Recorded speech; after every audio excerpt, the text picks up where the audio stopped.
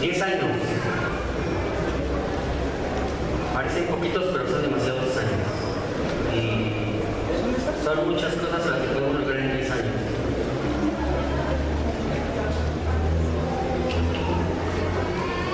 Su pastor me comentaba que había tenido un mes de gratitud, de la oportunidad de dar en algunas ocasiones, y se me hizo conveniente dar un mensaje relacionado con eso, el dar.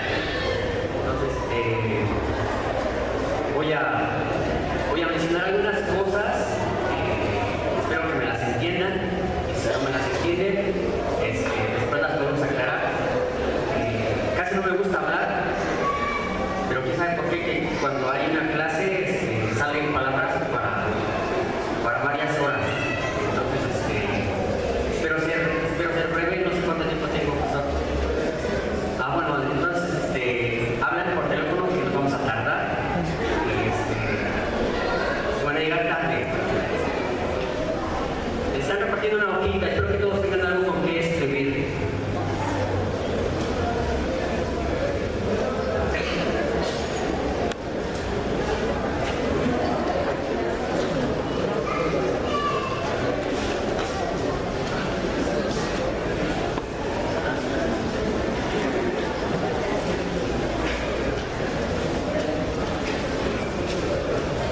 El nombre le puse a esta pequeña plática que vamos a tener, cuando dar es lo único.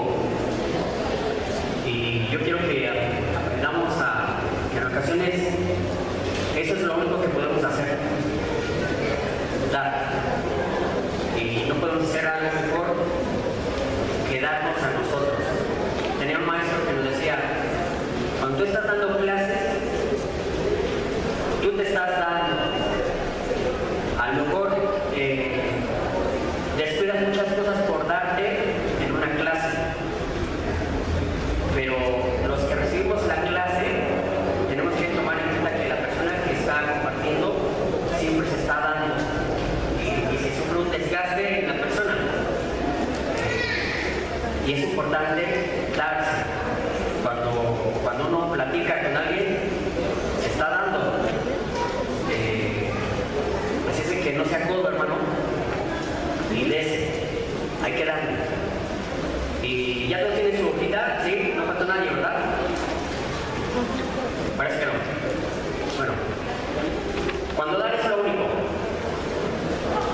Quiero desarrollar este tema basado en Marcos 10:45. Marcos 10:45 se me hace un versículo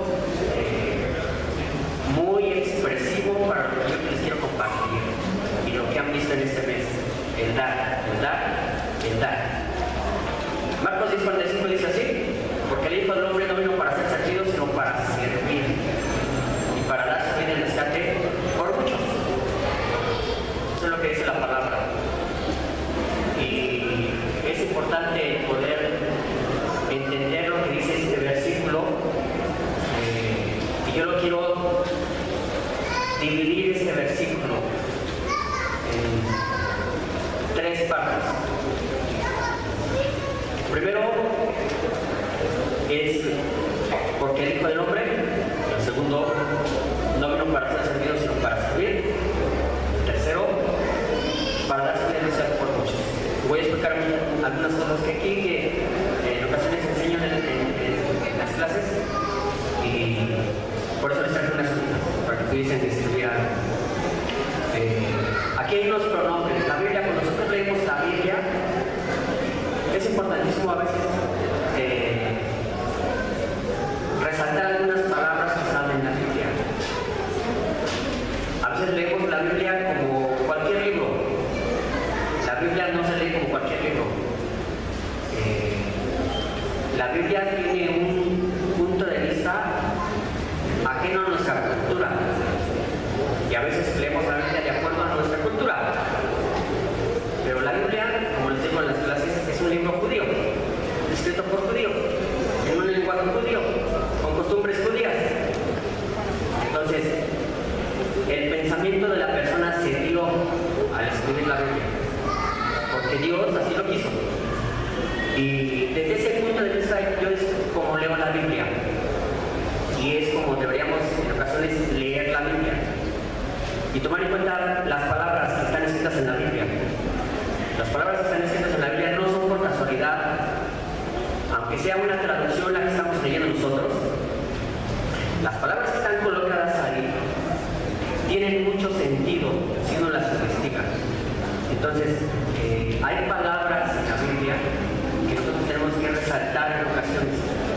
Y la Biblia nos enseña, solita la Biblia nos enseña. Yo no necesito ningún otro libro para entender la Biblia. Y no necesitamos otro libro para entender la Biblia. Dios, su palabra, la mandó a escribir con un mensaje entendible para la gente a la cual iba dirigido el mensaje. Y esas personas a las cuales iba dirigido el mensaje, cultura judía, costumbres judías, en un ambiente judío, influenciados en ocasiones por culturas ajenas a ellos cuando estaban en la cautividad, pero seguía siendo una cultura judía. Nosotros tenemos ahora una traducción, y las traducciones en ocasiones van a tratar de acomodar palabras que se acomoden a nuestro pensamiento, a nuestro raciocinio, y darle un sentido a la oración, a la frase, y así nosotros poder comprender lo que nos quiere enseñar el Señor. Entonces, hay unos pronombres en la Biblia referidos a la segunda persona. La segunda persona del ser, su nombre es Jesús. Le dijo el ángel a María: le pondrás por nombre porque él salvará a su pueblo. Entonces, en la hojita ahí tienen un pronombre, donde están los pronombres. ¿Qué significa Jesús? Cuando ustedes leen la palabra Jesús, la Biblia les está enseñando algo. Y es lo que quiero que ustedes aprendan. Todas las palabras, aunque están traducidas, se han acomodado de forma que el mensaje fluya. Lo que Dios quiso dar a entender, que fluya ese mensaje. Hay diferentes traducciones, y en las diferentes traducciones, en ocasiones, no fluye ese mensaje, sino que se cambia un poquito la interpretación. Puede significar otras cosas, pero lo mejor es entender el sentido de la palabra. Aunque sea una traducción, hay que entender el sentido de la palabra. En este caso, cuando nosotros leemos en la Biblia Jesús, lo que está enseñando ahí la Biblia es Salvador, que eso es lo que dijo el ángel a María: le pondrás por nombre Jesús. Ahora, ¿qué tiene que ver ese nombre? Bueno, tiene que ver la naturaleza humana de la segunda persona. Definición de Dios: Dios es un ser. Esa es la definición de Dios. Dios es un ser que existe eternamente en tres personas, y cada una de esas personas es la esencia del ser. Ustedes tienen una esencia, su forma de pensar, su forma de ser, su forma de actuar, lo que sienten, lo que transmiten. Esa es su esencia de ustedes. Yo veo el cascarón afuera, ustedes ven mi cascarón, pero mi cascarón es la expresión de lo que yo tengo adentro. Y el ser tiene tres personas adentro, lo forman las tres personas, y cada una de esas personas expresa algo, porque son personas. Y si es una persona, entonces tiene sentimientos, tiene acciones, actitudes, una forma de pensar distinta una de la otra. Entonces, cuando yo leo en la Biblia Jesús, ese nombre es de la segunda persona, está relacionado con lo que venía a ser, salvar, y está relacionado con la naturaleza humana que tomó. Lo de adentro, lo que forma el ser, un día, esto se hizo carne en la persona del Hijo. Esto se hizo carne, por eso se llama el Logos, la palabra. Dice Juan 1:14 que aquel verbo fue hecho carne y habitó entre nosotros. Y lo pudimos, bueno, nosotros no, pero los hombres de aquel entonces vino a tocar. Pero nosotros un día lo tocaremos. Porque ese verbo se puede tocar. Un día vamos a ver las marcas. Esas marcas no se han borrado, las tiene eternamente esas marcas. Y Juan lo está viendo. Juan, cuando está escribiendo el Apocalipsis, él ve un cordero como inmolado. Bueno, la inmolación tiene que ver con eso, con las marcas. Jesús no es un cordero, Jesús es una persona. Pero Juan está viendo un cordero con marcas, como inmolado. Eso es lo que se refiere al Apocalipsis. La otra expresión o pronombre que encontramos en Jesús en la Biblia es Hijo de Dios. Cuando ustedes lean Hijo de Dios en la Biblia, lo está relacionando con su divinidad.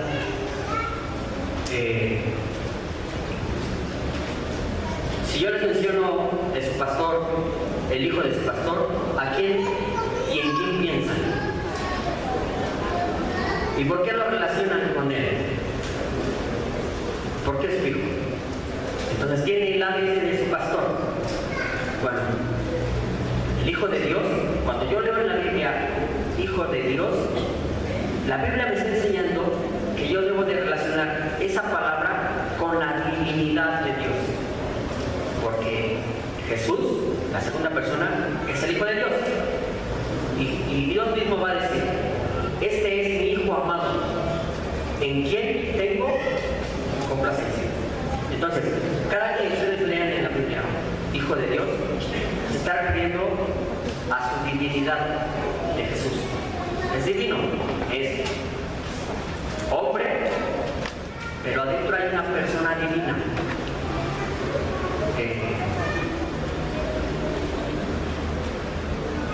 ¿Por qué en ocasiones, no sé si han preguntado ustedes, yo muchas veces me pregunté, ¿por qué no siempre tiene que decir la Biblia Jesús? Todas las veces que se refiere a la segunda persona, ¿por qué no siempre dice Jesús? ¿Por qué no dice siempre Hijo de Dios? Porque está destacando en la Biblia aspectos distintos de una persona. Por eso están diferentes pronombres de la persona. Entonces, Hijo de Dios tiene relación con su divinidad. Cuando yo leo en la Biblia unigénito del Padre, el unigénito del Padre, lo podemos entender nosotros.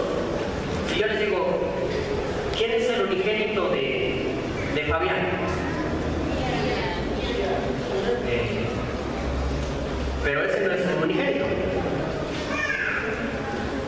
porque no nada más es uno. Entonces a veces confundimos palabras de primogénito con unigénito. El unigénito sería el que solamente tiene uno, el único. Y eso lo podría entender con lo que dice la Biblia, pero la Biblia enseña, hay una palabra en el griego que aparece ahí, que es el monogené. El monogené es el único de esa condición. Dios tiene muchos hijos, hace la mano a los hijos de Dios. Entonces Dios tiene muchos hijos. Pero ¿quién es el unigénito? El único de esa condición. Jesús.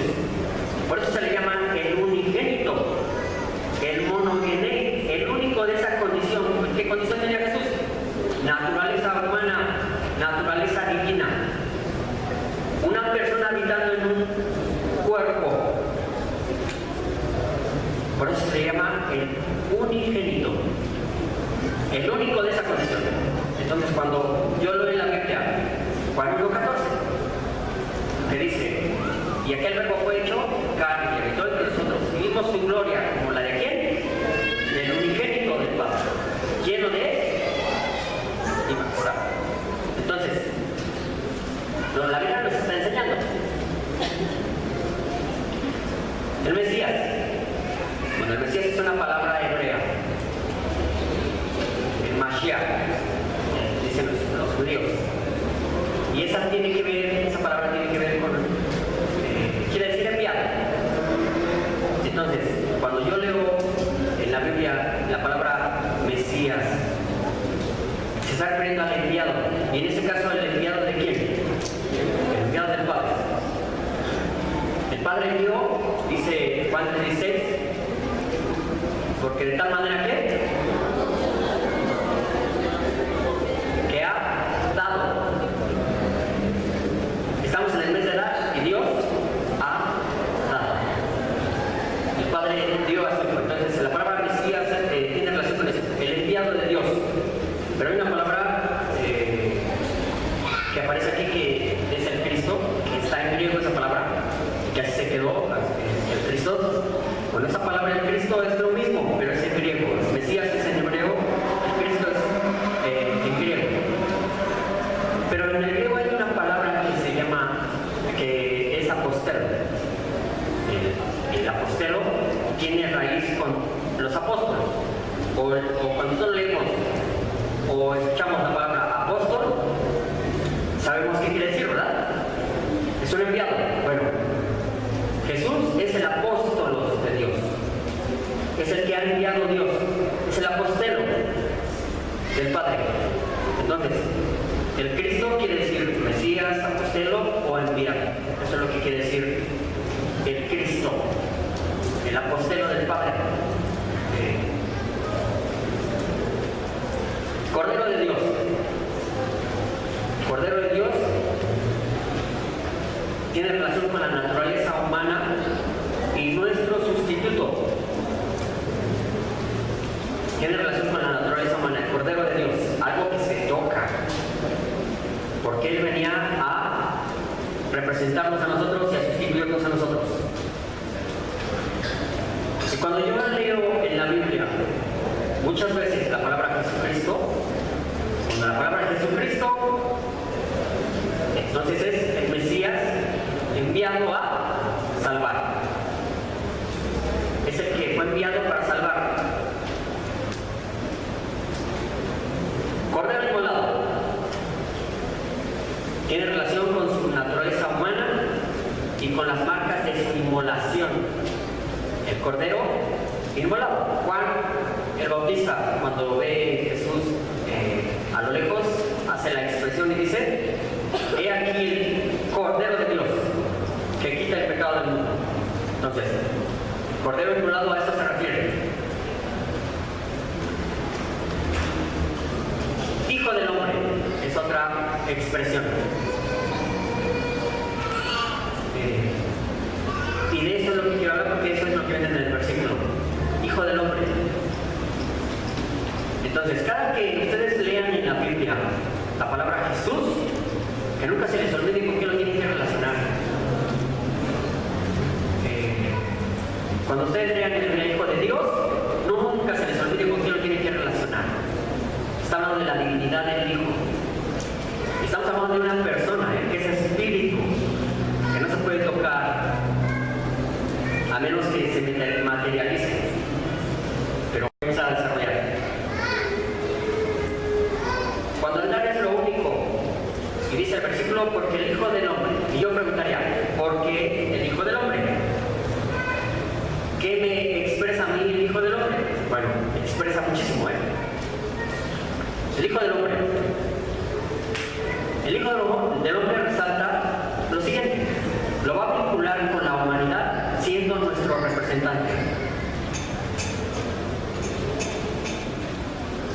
Al venir a ser nuestro representante, forzosamente el Hijo del Hombre está vinculando esa palabra a la humanidad. Cuando yo leo la expresión de Jesús, cuando Él pregunta, ¿quién dice que es el Hijo del Hombre?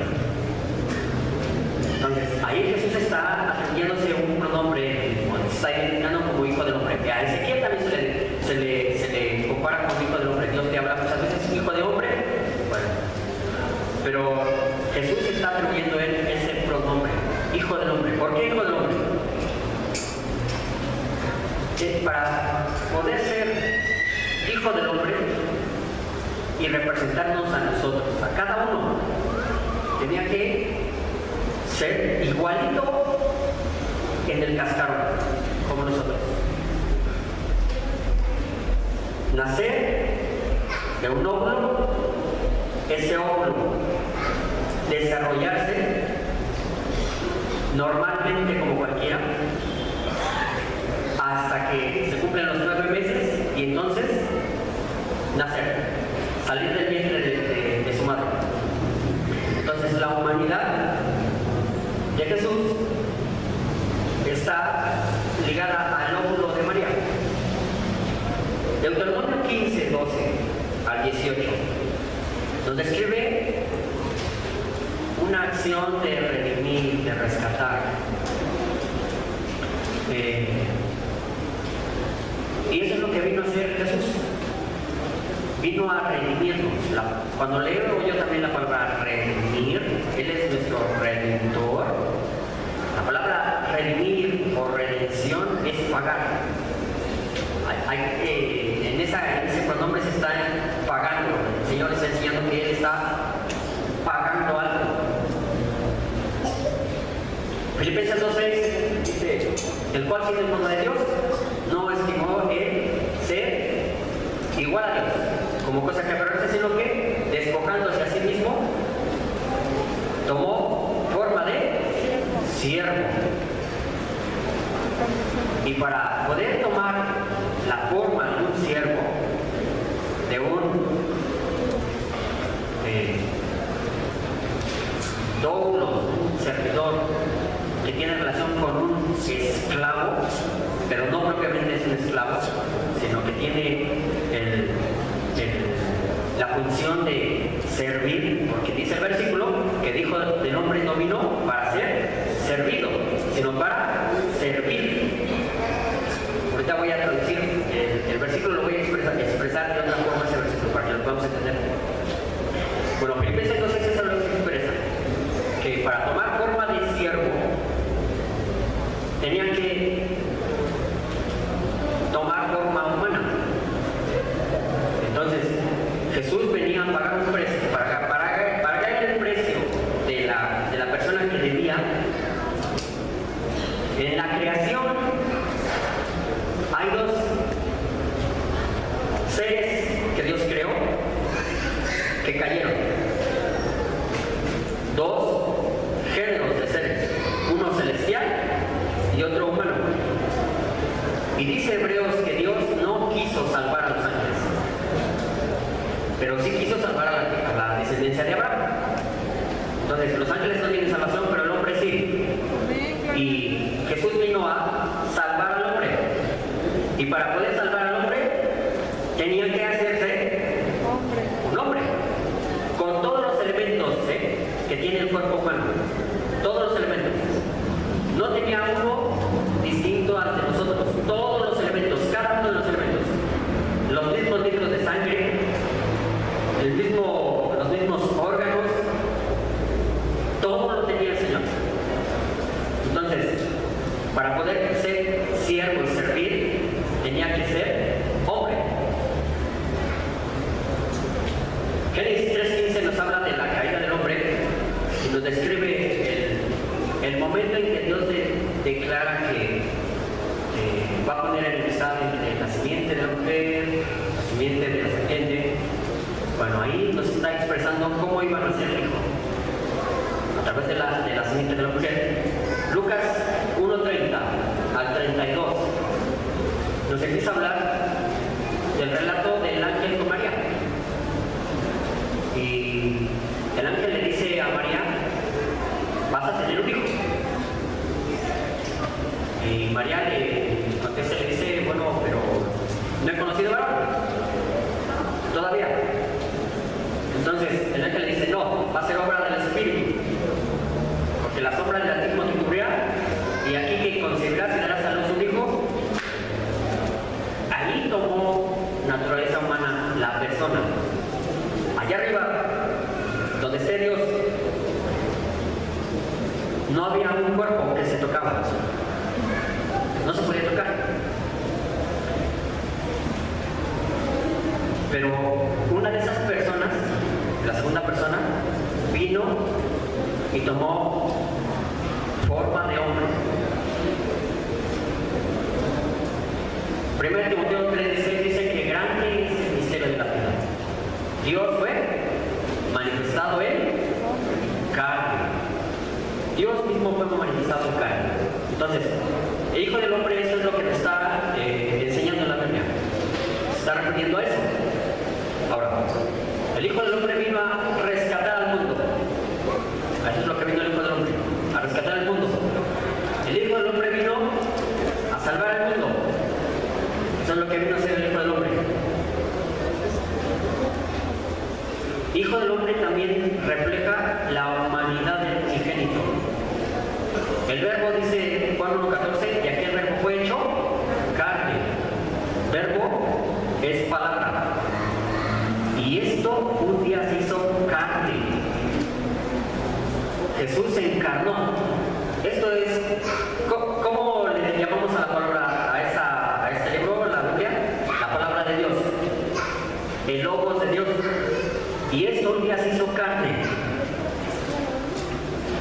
En la persona del Hijo. En el cuerpo del unigénito se hizo carne la palabra. Ahora, también describe esta expresión del Hijo del Hombre, describe el vaciamiento de la gloria del Hijo de Dios. A veces leemos un poquito raro ese versículo, yo lo he escuchado en algunas ocasiones. Filipenses 2:6, cuando dice, despojándose a sí mismo. Ahí, cuando yo leo detenidamente las palabras de ese versículo, me está enseñando que nadie lo despojó. ¿Eso dice? No. Ni el Padre lo despojó. ¿Cómo dice? Despojándose a sí mismo. Él voluntariamente quiso despojar. ¿Y saben por qué? Por amor a nosotros. No había ninguna obligación. Nadie obligaba a Jesús a despojarse de nada. ¿Y de qué se despojó? Se despojó de su gloria. ¿Qué es gloria en la Biblia? Cuando yo leo gloria en la Biblia, está refiriéndose a luz. Luz inaccesible. Eso es gloria en la Biblia. Yo cuando leo la palabra gloria en la Biblia, es luz. Y por eso en la transfiguración, en el monte de la transfiguración, los discípulos que estaban ahí, Pedro, Jacobo, Juan, vieron luz. Y luego en Juan 1:14 va a escribir Juan, y vimos su luz como del unigénito. O sea, algo salió de Jesús. Es como si cuando estaba ya en la gloria, en la presencia de Dios, Jesús se metió un cascarón de hombre y esa luz quedó dentro. Y en el monte de la transfiguración abrió tantito el cierre y dejó ver luz. Y los discípulos vieron luz. Y por eso Pedro y Juan, en sus escritos, van a reflejar eso y van a expresar eso. Vimos su gloria. Pero a veces gloria nosotros como que la vinculamos con algo que sí sabemos qué es, pero no lo podemos expresar. Pues no nos compliquemos, no hagamos complicado lo que es sencillo, sino que simplifiquemos lo que es complicado. Simplemente gloria es luz. Entonces los discípulos vieron ahí luz. Entonces, ¿de qué se despojó el Señor ahí? De luz. No todo el tiempo se veía luz en Jesús. Solamente cuando Él quería dar luz, se veía luz. Eso es lo que está expresando ese versículo ahí.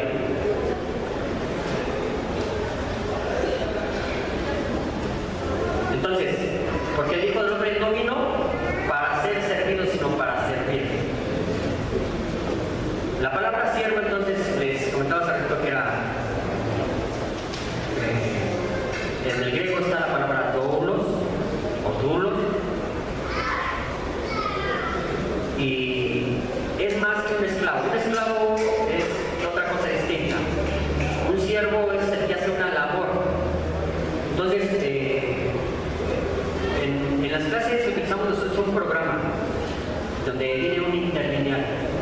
Un interlineal es una traducción, ya sea en hebreo o en griego, traducida literalmente, sin ordenar palabras, sin ordenar oración, simplemente traducir la palabra y poner una palabra lo más cercana al Entonces la palabra ahí está expresando esto, y siervo tiene una acepción esa palabra, que es ayudar. Y entonces el Hijo del Hombre vino no para ser ayudado, no vino buscando ayuda el Hijo del Hombre. El Hijo del Hombre vino para ayudar, para servir. No vino a que le ayudasen, vino a ayudar a los que necesitaban ser ayudados.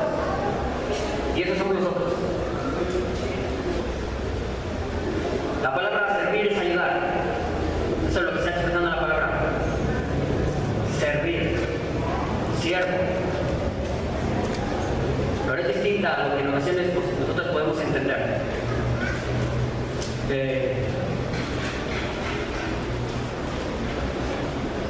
Cuando nosotros leemos la Biblia y entendemos un poquito de las palabras que están ahí metidas, tenemos que aprender que la Biblia solita nos ayuda a aprender cosas sin necesidad de otras cosas. Yo tengo que entender cada una de las palabras que está escrita ahí en la Biblia. Nosotros no merecíamos ninguna ayuda de Dios, pero Él voluntariamente lo quiso hacer. Mostró su amor y su misericordia por tanto de nosotros. Y Él se entregó. No se guardó nada, Nada se guardó. El Señor se entregó por completo. Toda la persona. Cuando yo oigo la palabra persona, yo me refiero a un todo. A un todo. No solamente a algo de la persona, sino a un todo. Y hay una parte que tenemos adentro que es parte de nuestra persona. Y ustedes ven el cascarón, que es la expresión de la persona. Y Jesús no se guardó nada. Jesús se entregó todo. No hubo nada que no diese el Señor. El Señor tiene cuerpo humano y lo entregó. Tiene alma humana y la entregó. Tiene espíritu humano, la entregó. Y Él en su divinidad se entregó. ¿Por qué? Por amor a nosotros. Cada uno de nosotros debemos entregarnos. Debemos tener ese valor de poder entregarnos. Gracias a Dios que han cumplido 10 años. Yo sé que en esos 10 años se han podido entregar, pero a veces podemos hacer una comparación, una evaluación y una reflexión de cuánto nos hemos entregado nosotros. A veces nos podemos entregar por conveniencia. No lo hacemos por amor. Definición de amor. Amor es buscar el beneficio del otro sin esperar nada. Eso es amor. Si yo amo, yo voy a buscar el beneficio del otro sin esperar nada. Si ustedes aman, no busquen ser amados. Entréguense. Amen. El Señor nos amó. Él no vino buscando amor. Él lo vino a hacer voluntariamente sin buscar un beneficio propio. Él no venía buscando ningún beneficio, no buscaba ninguna recompensa. Amor es darse, entregarse sin esperar recibir nada. Por eso tenemos en la Biblia 1 Corintios 13. El amor es todo no búscalo. Ese es amor. No busca su beneficio, no busca su propio deleite, busca siempre el deleite de Dios. Y por eso Dios es. ¿Por qué Dios es amor? Porque no busca su propio beneficio,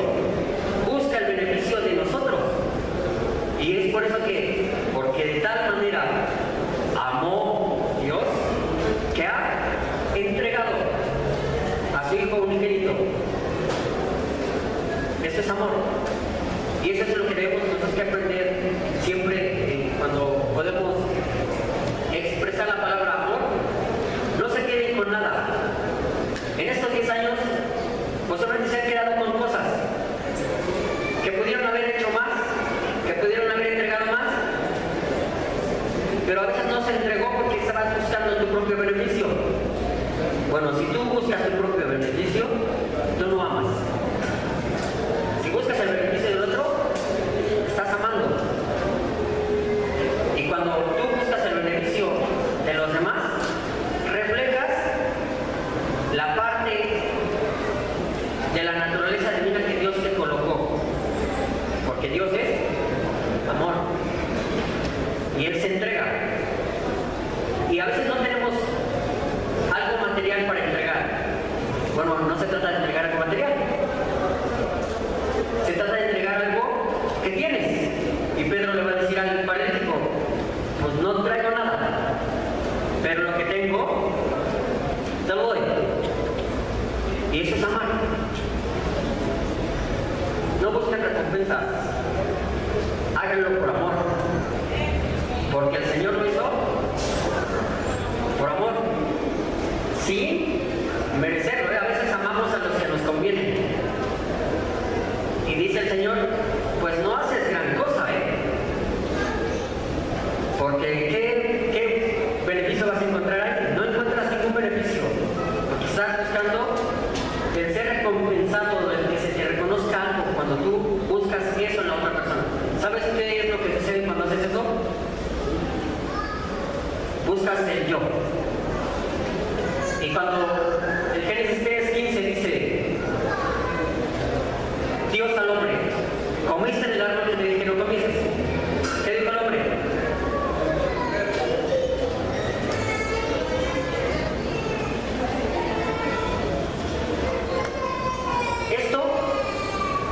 Esto no existía. En el Génesis esto no existía. Y esto no debe de existir. Cuando esto existe, no estás amando. ¿Y la mujer qué dijo?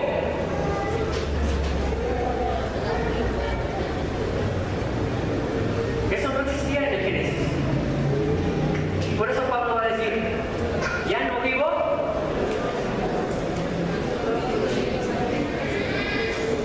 yo. Entonces Pablo no buscaba su propio beneficio, Pablo se entregaba. Nosotros nos tenemos que entregar por los demás. Entréguense ustedes. No se guarden nada. Que el siguiente día que tengan la posibilidad de dar algo material, aparte de lo material, dense ustedes. No se conserven nada. El Señor nos puso el ejemplo. No buscó la ayuda de nadie para hacerlo. No buscó su propio beneficio. Él se dio. ¿Por qué? Por amor. Simplemente por amor. Entonces, cada día o cada oportunidad que tengas de dar algo, si no tienes nada, date. Entrégate. Hazlo por amor. Desde adentro. Y se siente. Cuando una persona se entrega, se siente. Y eso es lo que hizo el Señor por nosotros, por cada uno de ustedes. En estos 10 años el Señor les ha entregado muchas cosas. No se ha reservado nada a Él. Si algunas cosas no han llegado, soberanía de Dios. El Señor sabe el momento, pero lo que sí es que no llega tarde. Llega en el momento justo, preciso, en el que se va a necesitar. Gálatas 4:4 dice, cuando vino el cumplimiento del tiempo, Dios envió a su Hijo, nacido de mujer, nacido bajo la ley. Entonces, cuando es el tiempo exacto, Dios sabe.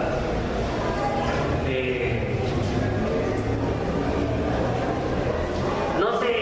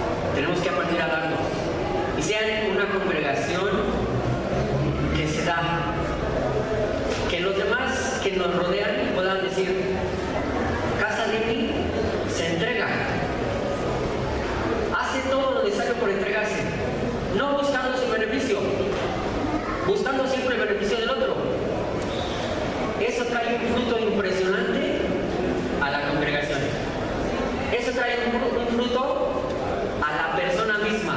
Ustedes se van a sentir complacidos, satisfechos, porque yo no estoy buscando mi beneficio, sino estoy buscando el beneficio del otro, sin buscar el mío primero.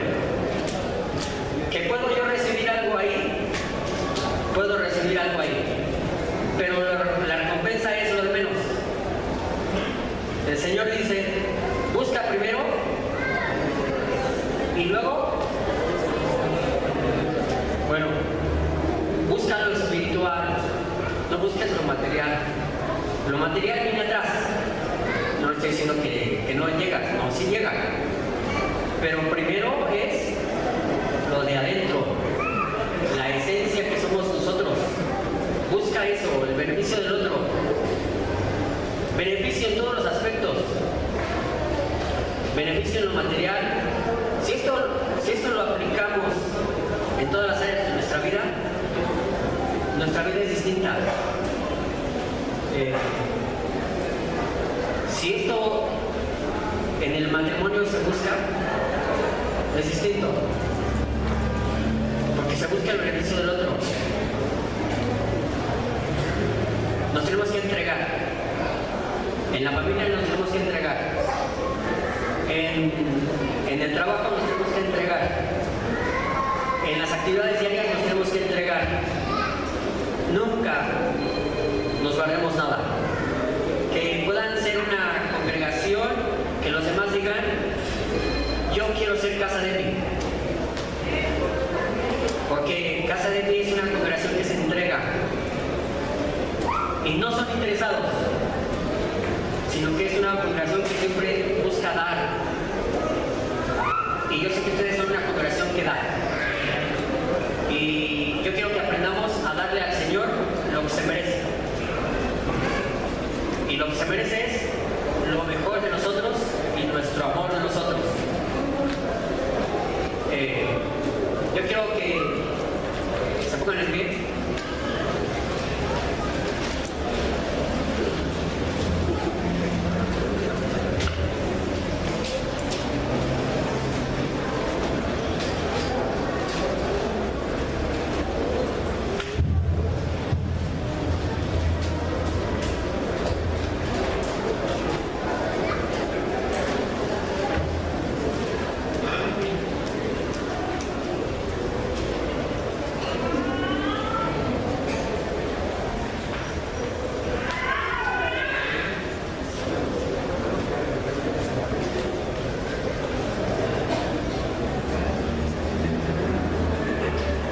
Darse es lo mejor.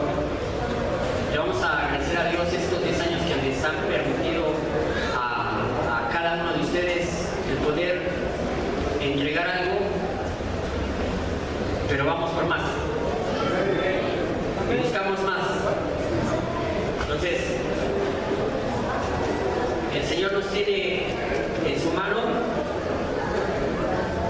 y en la mano del Hijo. Y nada nos podrá separar.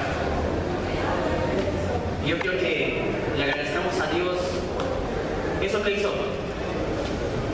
Lo hizo por amor, no buscando nada, buscando el beneficio de uno. Y Él estando seguro que nosotros lo íbamos a comprender, porque lo tenemos que comprender, lo tenemos que sentir. Lo hizo pensando en cada uno de nosotros. Desde el más pequeño hasta el más grande, lo hizo pensando en cada uno de nosotros. Lo hizo pensando en que tú aprendieras a entregar, a dar, a no conservar nada. Que te desgastes en tu persona si es necesario, desgástate. Es una gran recompensa poder hacerlo. Los maestros que enseñan, entréguense, dense todo. Los músicos que tocan, entréguense, dense todo. Ustedes que adoran y alaban al Señor estando de aquel lado, entréguense, no se guarden nada. En estos 10 años el Señor lo hizo por amor,